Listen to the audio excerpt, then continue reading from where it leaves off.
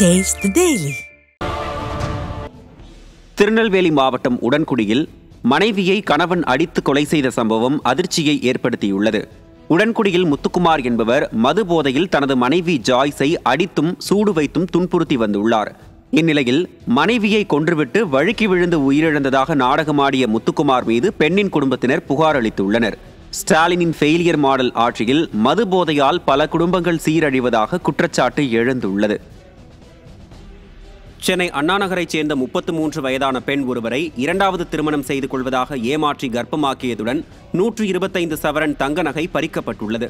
பம்மல் பகுதியைச் சேர்ந்த இளங்கோ என்பவர் பெண்ணை ஏமாற்றிய நிலையில் இளங்கோவின் தந்தை அப்பெண்ணுக்கு கொலை மிரட்டல் விடுத்ததாக கூறி 3 பேர் மீது புகார் அளிக்கப்பட்டுள்ளது.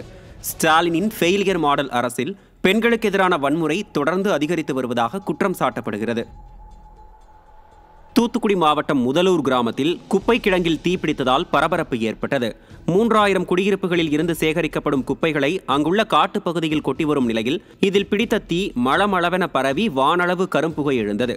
அப்பகுதி மக்கள் ஜேசிபி இயந்திரத்தை வரவழைத்து மண்ணை கொட்டி தீயை அணைத்தனர். ஸ்டாலினின் ஃபெயிலியர் மாடல் அரசின் ஊராட்சி நிர்வாகம் முறையாக குப்பை கிடங்கு அமைக்கவில்லை என குற்றச்சாட்டு எழுந்துள்ளது. தூத்துக்குடி மாவட்டம் கோவில்பட்டியில் லஞ்சம் வாங்கிய நகராட்சி பெண் ஊழியர் பிடிபட்டார்.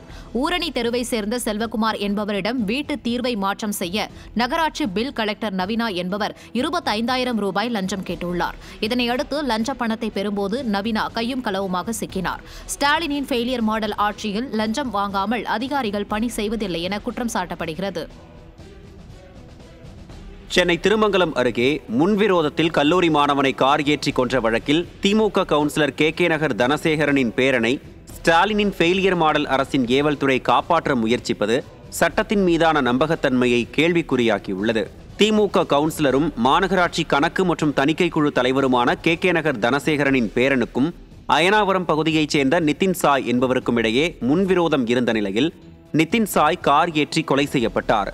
இதையடுத்து நீதி கேட்டு உறவினர்கள் மற்றும் பொதுமக்கள் போராட்டத்தில் ஈடுபட்டனர். கொலை வழக்கில் திமுக கவுன்சிலரின் பேரன் சம்பந்தப்பட்டுள்ளதால் காவல்துறை வழக்கை திசை திருப்பி அவரை காப்பாற்ற முயற்சிப்பதாக குற்றம் சாட்டப்படுகிறது.